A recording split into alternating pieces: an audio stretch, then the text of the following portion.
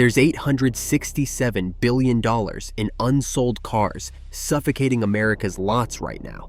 A mountain of metal built on pure pandemic greed. Just last week, a subscriber drove off a $66,000 pickup for $39,900, slashing nearly half off the price. Meanwhile, the average dealer stares down $127,000 a month in interest bills as cars gather dust. "We got too cocky," admits one anonymous executive, and now everyone's panicking. This is the car market apocalypse the automakers never wanted you to see. The same companies that gouged us during shortages are now drowning in inventory and begging us to take their losses. How did we get from bidding wars to desperate fire sales? The numbers are real, and the deals are crazier than ever. The story starts with their greed and ends with your revenge. In 2021, the rules changed overnight. Dealers who once fought for your business flipped the script, turning every empty lot into a gold mine. Scarcity wasn't an accident. It was a business model. New cars became unicorns, and the sticker price meant nothing. Instead, the real number was the market adjustment. That's the code for pure profit, tacked on top of MSRP with no negotiation. A $42,000 Toyota Tacoma listed at $59,000. A Kia Telluride, $18,000 over sticker. Dealers called it supply and demand. Customers called it robbery. Between 2020 and 2022, the industry's own data showed 82% of new vehicles sold above sticker. The average markup hit $4,048 by March 2022. Gone were cashback deals, 0% financing, or year-end blowouts. Instead, buyers faced waiting lists, non-refundable deposits, and a take-it-or-leave-it attitude. One Ford store in California posted a $20,000 addendum on an F-150 Lightning, then told customers, "If you don't want it, someone else will." Automakers didn't just look the other way, they cheered. With production throttled by chip shortages, every car shipped was a jackpot. Dealers bragged about record profits on social media. The National Automobile Dealers Association reported. Average gross profit per new vehicle soared from $2,000 in 2019 to over $5,000 by late 2020. 21. For luxury models, it was double that. The numbers were so good that, for the first time in years, some stores refused to honor factory incentives or employee pricing. Even longtime customers got the cold shoulder. "We're not desperate anymore," one manager told Automotive News. "People are desperate for us." This wasn't supply chain chaos. It was engineered scarcity. Dealers held back inventory, parked cars off-site, and trickled out arrivals one by one. Some went as far as charging reservation fees just to get on a list. The old rules, haggle, walk away, shop around, no longer worked. If you wanted a car, you paid their price or you walked. The result? Billions in extra profit, all squeezed from buyers left with no choice.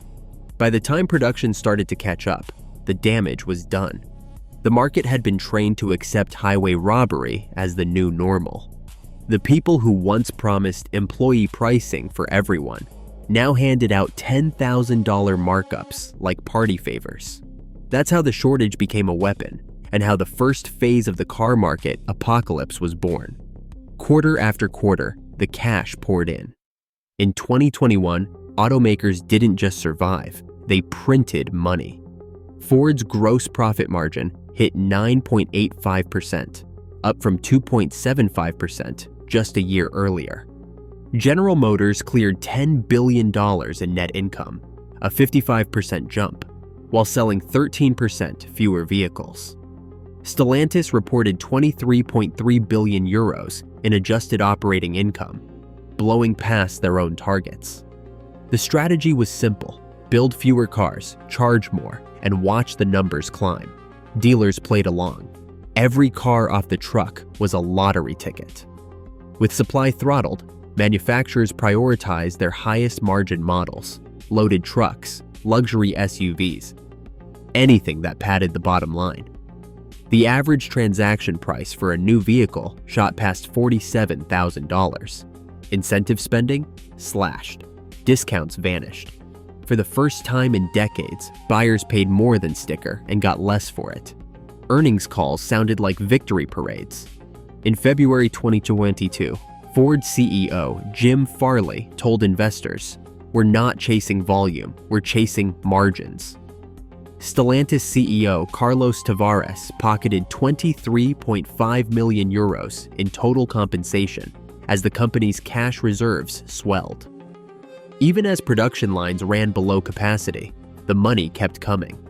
Suppliers, meanwhile, watched their own margins shrink. The wealth stayed at the top. Industry analysts called it a profit geyser. For a moment, it looked like the old rules didn't apply. Automakers could make more money selling fewer cars than ever before. But every jackpot has a cost. While the balance sheets ballooned, customers grew numb to the new sticker shock. The take-it-or-leave-it era trained buyers to accept $5,000 markups and 6-month waits as normal. Dealers bragged about $10,000 over MSRP on social media. The industry got hooked on easy money. One executive, speaking off the record, said, "We never thought we'd see margins like this, but nobody's asking what happens when the music stops." The cash rush blinded everyone to what came next, a tidal wave of overproduction and a customer base conditioned to swallow whatever price they were fed. The profit party couldn't last forever. The bill would come due. The math stopped working for buyers long before dealers felt the pain. By late 2024, the average new car payment in America hit $745 a month. That's a record, up from $575 just 4 years earlier. The average auto loan for a new vehicle now stretches to $42,113. For used cars, it's $27,167. The interest rates are where the real damage begins. A new car loan at 6.7% APR, if you have good credit. For used cars, 11.9% is the going rate. That's not a typo. Nearly 1 in 5 buyers is signing for a payment over $1,000 a month. For families already squeezed by rent, groceries, and insurance, the car payment has become the deal breaker. A decade ago, 0% financing was the bait. In 2024, fewer than 3% of buyers qualified for it. Most are paying double or triple what they expected. The average loan term is now 72 months, and some lenders are stretching to 84 months just to keep payments under control. But the numbers don't lie. Even with a long loan, the payment is still out of reach for millions. Subprime borrowers, anyone with a credit score under 620, see offers at 15% or more. Some are quoted 21% on used cars. That's payday loan territory, not auto finance.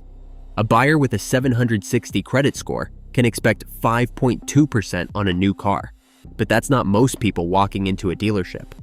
The median American household can't swing $745 a month, let alone $1,000. The result? More shoppers are walking away. Applications for new car loans dropped 7% year over year, according to Experian. Dealers report foot traffic is down, and online inquiries have slowed to a trickle.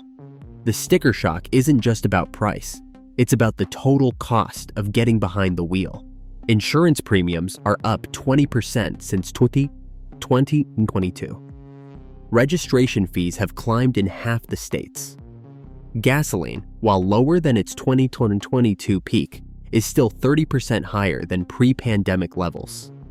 Add it all up, and the average cost of owning a new car is now over $1,100 a month.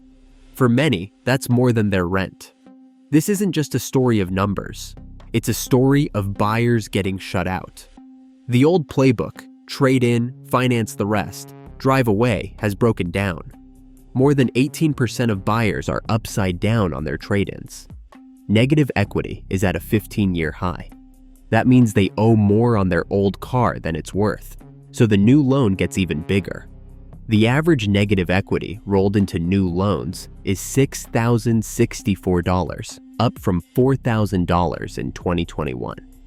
For the first time, lenders are turning away more applicants than they approve. Repossessions are climbing. Delinquencies are back to 2008 levels. The system that once put America on wheels is now locking the doors.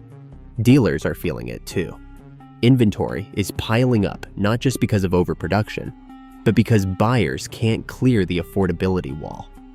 Cars sit unsold as credit dries up. The industry's own data shows that 85 days supply is now the national average, well above the healthy 60-day mark.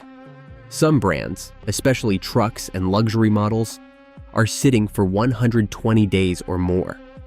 The longer they sit, the more it costs to keep them. Every day a car goes unsold, the payment burden grows for both the dealer and the consumer who can't afford to buy. The affordability cliff isn't coming.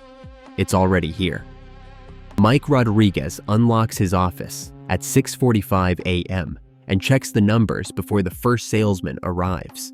He runs a Chevrolet store in Phoenix, and every morning starts with the same math problem: $127,000. That's how much he owes just to keep his inventory financed for the month. It's not payroll, not advertising, not rent, just the interest to keep several hundred cars sitting on the lot, waiting for buyers who aren't coming. Mike used to carry 80 days of inventory, back when floor plan costs were a rounding error. Now, he's stuck with 220 days worth of unsold vehicles. Each Silverado, Tahoe, and Trailblazer racks up $50 to $80 in daily holding costs. The floor plan bill alone is $4,200 a day, even if not a single car leaves the lot. He flips through his statements and shakes his head. In 2020, he paid less than $20,000 a month in floor plan interest. Now, it's 6 times that. "I'm paying more to park cars than I pay my top salesperson," he says, "and I can't move them fast enough to make it back." The numbers are relentless. The average new car sits for 110 days before finding an owner. That's $5,500 in carrying costs for a $50,000 truck before it even hits the road. Mike's store has 312 vehicles in stock, worth just under $14 million. Each day, the interest clock ticks, and every unsold unit chips away at his cash reserves. "I've got a 2024 Suburban that's been here since October," he tells me, pointing to a row of SUVs collecting dust. "It's lost $4,000 in value just sitting there. The battery's dead, the tires are flat spotted, and I'm still on the hook for the interest." He's not alone. Across the country, dealers are watching their floor plan expenses explode. Industry analysts say average monthly floor plan costs have ballooned from $10,000 in 2021 to $70,000 or more in 2024. Some stores are reporting $400,000 a month just to keep inventory on the books. Interest rates are the silent killer. At 8%, a $10 million inventory costs $800,000 a year in interest before you sell a single car. Mike's bank calls weekly to check on payments. "We used to float inventory for 45 days, 60 days, he says. "Now, if a truck sits for 180 days, I'm underwater before I even get a nibble." The pressure is everywhere. Mike's general manager spends half his time negotiating with lenders, begging for rate reductions or extended terms. The service department is busy jump-starting dead batteries and rotating tires that never touched a driveway. New cars arrive every week, but the lot is so full that Mike rents an off-site storage yard just to keep up. That's another $6,000 a month, money he'll never get back. Industry insiders aren't shy about the cause. "Dealers got used to easy money during the shortage," says one analyst.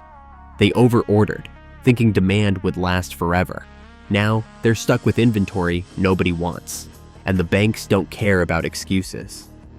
The numbers on Mike's desk tell the story. In 2021, he cleared $2,000 per car. Now, he's lucky to break even after rebates, incentives, and floor plan costs.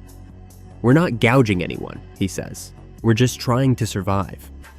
Meanwhile, the pressure is creating cracks in the system. Mike has started offering discounts he never imagined. $8,000 off Silverados, $10,000 off Tahoes, 0 down, and no payments for 90 days. He's even called past customers, offering to buy back their leases early just to get something moving. "I had a guy walk out with a new Blazer for $7,500 under sticker," Mike says. "I lost money on the deal, but it freed up space and cut my floor plan bill." That kind of desperation is spreading. Dealers who once bragged about record profits are now sweating every payment. One subscriber reached out after being quoted $6,000 off a new Traverse, proof that the tide has finally turned. "It's not about making money anymore," Mike admits. "It's about not losing your shirt." For now, he keeps showing up before sunrise, hoping for a break, but the math doesn't get any easier. Every day a car sits, the interest piles up, and the odds of making a profit fade a little more. The only thing moving faster than the floor plan bill is the sense that the old rules, order big, sell high, hold out, are gone for good. A new car, untouched for months, is a machine in decline. The battery loses charge with every day it sits, slipping from full power to dead weight in less than 3 months. That's not a guess. Dealership service logs show nearly 40% of new arrivals need a jump start before the first test drive. Tires, meant to roll, develop flat spots after just a few weeks parked in the same position. By day 90, rubber hardens, the ride turns harsh, and the first customer who finally climbs in hears the thump-thump of a tire that never moved.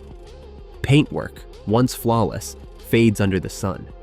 Clear coat breaks down, especially on hoods and roofs, leaving a patchwork of dull streaks that no detailer can fully erase.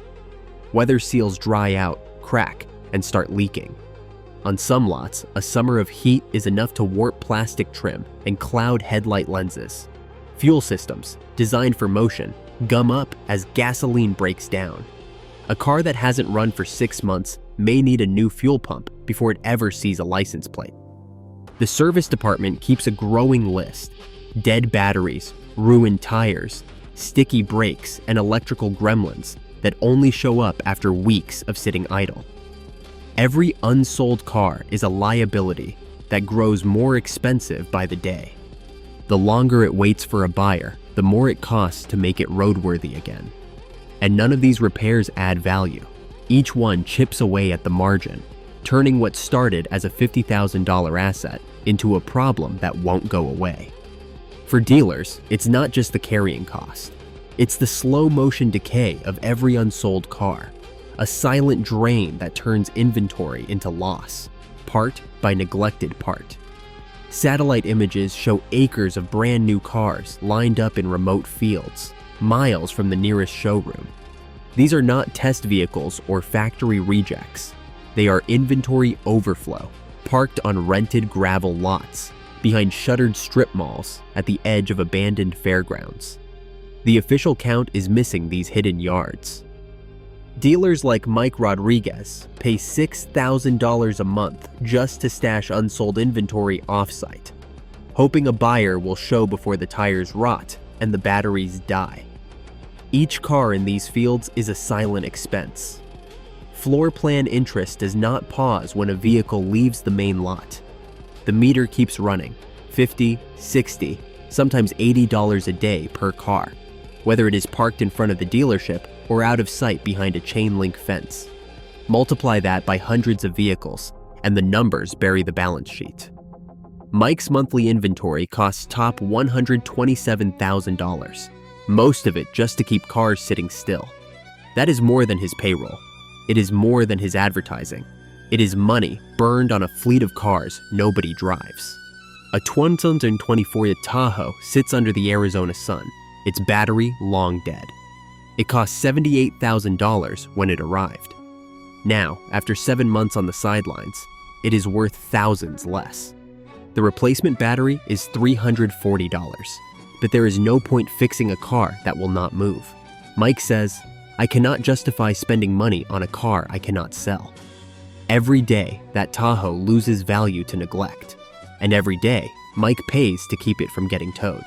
Across the country, dealers are stacking inventory in off-site yards, hoping to hide the scale of the problem. Some rent old airport runways. Others fill up the back lots of closed shopping centers. The goal is not to move cars. It is to keep the main lot from looking like a graveyard. But the costs follow the cars wherever they go. Storage fees, insurance, security, and floor plan interest do not care about location. The only thing that changes is how far the tow truck has to drive when it is time to cut losses. This is the new American car market. Millions of dollars tied up in metal, scattered across forgotten fields and empty parking lots. Each one a daily drain on the people who thought they could outsmart the cycle. Dealers who once squeezed every dollar from scarcity now watch as their profits evaporate into storage bills and interest payments. The waste is not just visible, it is measured in acres and bank statements, in cars that may never see a road before they are written off as losses. Factory lights flicker off in silence as the assembly lines grind to a halt. In Dearborn, Ford cuts output by 35%, sending shockwaves through the ranks. The morning shift at the Michigan assembly plant files out early, lunch pails in hand, reading the memo taped to the entrance. Indefinite downtime. Across town, the Sterling Heights stamping plant echoes with the scrape of empty carts. Stellantis lays off 15,000 workers in a single quarter, leaving families in Warren, Kokomo, and Toledo with nothing but questions. "I gave 30 years to this line," says Ron, a toolmaker. "Now it's just a number on a spreadsheet." By late spring, the parking lot at the Belvidere plant in Illinois is half full, but not with worker cars. Rows of unsold Dodge Chargers and Jeep Cherokees sit idle, waiting for buyers who aren't coming. The silence inside the plant is broken only by the echo of a union steward's footsteps, collecting the last of the personal effects from lockers. For the first time since the late 80s, the plant cafeteria closes before noon. Announcements come fast. GM idles Fairfax and Orion, blaming soft demand for electric vehicles and full-size sedans. In Windsor, 4,500 hourly workers at the Chrysler Pacifica plant are told to stay home for 2 weeks. In Toluca, Mexico, 2,400 line workers are furloughed for the month. The layoffs ripple outward. Stamping plants in Sterling and Warren, transmission lines in Kokomo, and parts suppliers from Indiana to Ontario all cut shifts. One supplier in Ohio files for bankruptcy after 3 canceled orders in a row. In Michigan alone, more than 50,000 auto jobs disappear in 6 months. The pain isn't abstract. It's the mortgage payment missed, the health insurance that lapses, the kids pulled from summer camp. At the corner diner in Flat Rock, regulars nurse coffee refills, scanning job boards on cracked phones. The waitress, whose husband lost his job at the plant, says tips are down by half. "We survived the pandemic," she shrugs, "but this feels worse." On the factory floor, the stakes are clear. Every layoff isn't just a number. It's a family scrambling to make rent, a town losing its anchor, a ripple that hits every supplier and small business downstream. The plants go dark, but the fallout spreads far beyond the gates. Tier 1 suppliers are making the same cuts as the factories they serve, but with fewer safety nets. In Ohio, a parts manufacturer files for bankruptcy after 3 canceled orders in a row. Layoffs hit stamping and electronics plants from Indiana to Ontario. Bosch, ZF, and Continental slash thousands of jobs. In Michigan, more than 50,000 auto jobs disappear in 6 months. Jobs that once paid mortgages, filled diners, and funded Little League uniforms. The ripple spreads fast. With every shift cut, another supplier misses payroll. Tier 2 and Tier 3 machine shops, plastics, wire harnesses start closing their doors. Local economies built on just-in-time contracts find themselves with nothing to deliver. A single canceled order from Stellantis means a month of lost revenue for a small business in Kokomo. When those invoices go unpaid, the bank steps in. Credit lines freeze. Equipment gets repossessed. The cycle turns brutal fast. Banks and lenders are watching their exposure climb. Dealer floor plan loans, once a safe bet, now look toxic. GM Financial reports $15.3 billion in commercial receivables tied up in North American dealer inventory. Ally has $14.7 billion on the books. Delinquencies tick upward. Each unsold car is collateral losing value by the day. When a dealer defaults, the bank is left holding metal that's worth less than the loan it backed. Wholesale auctions are flooded with repossessed stock, but only half the cars find buyers, even at fire sale prices. Credit unions and local banks face a double hit. Auto workers miss payments. Dealers miss payments. The dominoes keep falling. Pension funds that bought into auto-backed securities see their returns evaporate. The risk isn't just on the factory floor. It's woven through every financial institution that touched the car business in the last 5 years. What started as a glut of unsold trucks on the lot has turned into a systemic threat. The supply chain isn't just slowing down, it's breaking apart. For families who relied on those jobs, and for lenders who bet on endless demand, the reckoning is already here.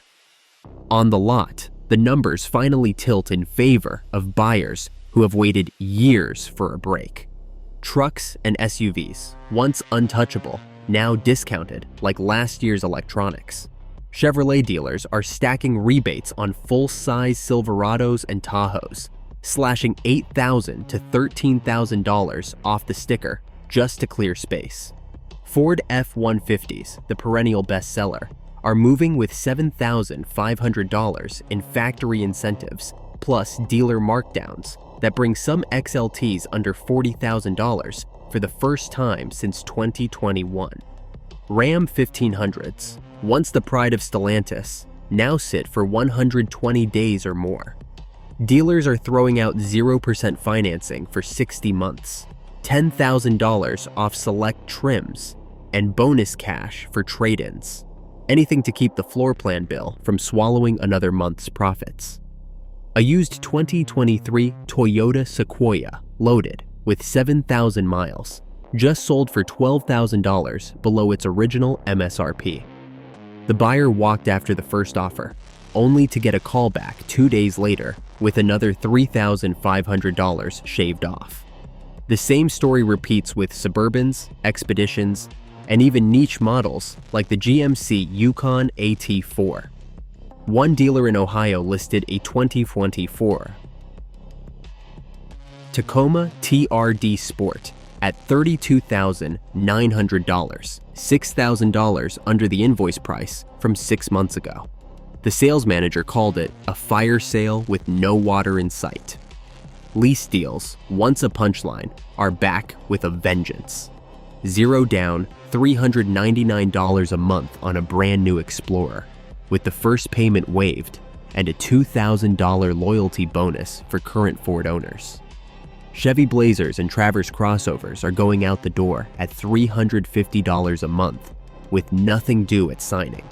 Even high-mileage SUVs, models that would never have seen a rebate in 2022, are getting $4,000 cash back, plus dealer coupons for free service and accessories. The playbook is desperation. Every discount, every bonus, every loophole is fair game. These are not gimmicks. The discounts are real, and the math is brutal for anyone trying to hold the line. A dealer in Texas offered $11,000 off a new Sierra Denali, then sweetened the deal with a $1,000 gas card. He admitted, "We are not making money on these deals. We are just trying to survive." The strategy is simple. Move trucks and SUVs before the next floor plan bill hits, even if it means bleeding on every sale. For buyers, it is the first real leverage in years. For dealers, it is a last stand before lenders start calling in favors and automakers send the next truckload. The old rules are gone, the deals are here, And for anyone willing to negotiate, the window is finally open. Electric cars were supposed to be the future. Now they are the discount bin. On a single Tuesday in June, Chevrolet dealers offered $12,500 off the Bolt EUV, stacking $7,500 in federal tax credits with $5,000 in factory cash. Buyers who waited out the hype are pocketing double-digit savings, sometimes driving away for less than the price of a used Corolla. The numbers are everywhere. Ford Mach-E, $9,000 below sticker with a 0% APR bonus. Hyundai Ioniq, $11,000 off in states with extra EV rebates. Even luxury buyers are scoring deals that would have been unthinkable last year. A subscriber messaged 3 Mercedes dealers, played them against each other, and landed a 2024 EQE for $14,000 under MSRP, plus a home charger thrown in. "I paid less than my neighbor's 3-year-old E-Class," he wrote. "I almost feel bad for the salesman." The premium market is bleeding faster. BMW i7s, Audi Q8 e-trons, Lucid Airs, models that once sold out on pre-order now sit for months, collecting dust and bonus cash. One dealer in Florida listed a new Ioniq at $18,000 off, then called back with a $3,500 loyalty rebate and a year of free charging. They are not alone. Cadillac LYRIQ buyers are stacking $7,500 in federal credits, $5,000 dealer markdowns, and lease cash that brings the effective monthly outlay below a loaded Honda CR-V. The math is brutal for anyone who bought early. Last year's $70,000 Tesla Model Y is now $54,000 new, with 0 down and a 36-month lease under $500.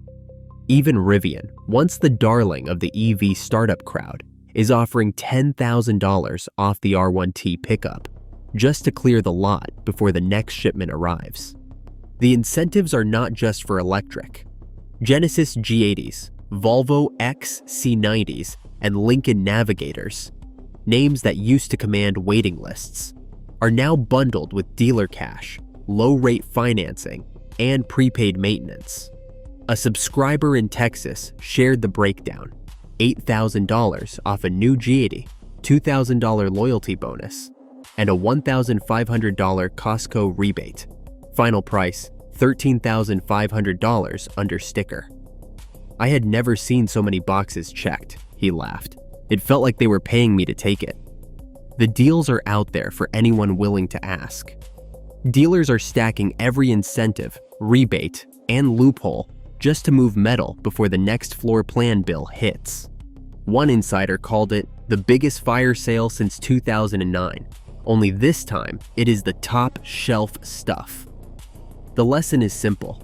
For years, the big brands squeezed every dime from buyers, betting we would chase the next big thing. Now, with lots overflowing and lenders tightening the screws, the leverage is finally back on our side. If you ever wanted to see the car companies sweat, this is the moment. And for the first time in years, it is the buyers who get to walk away with the win. The $867 billion in unsold cars is not just a number. It's the direct result of years of profit-driven scarcity, record markups, and relentless overproduction by the largest automakers. Documents and earnings reports showed how car companies took advantage of supply shocks, pushing prices and margins to historic highs between 2020 and 2022. But as inventory ballooned to a 340-day supply and average payments soared past $760 a month, the math stopped working for both dealers and buyers. The fallout is visible. Ford cut output by 35%. Stellantis laid off 15,000 workers, and supplier bankruptcies rose sharply. Yet, not all the damage is fully known. Many financial details and future production plans remain undisclosed. What is certain is that consumers now hold the leverage, with discounts up to 30% and unheard of incentives reshaping the market. The evidence is clear. When unchecked greed collides with real-world limits, the balance of power shifts, and the consequences are historic.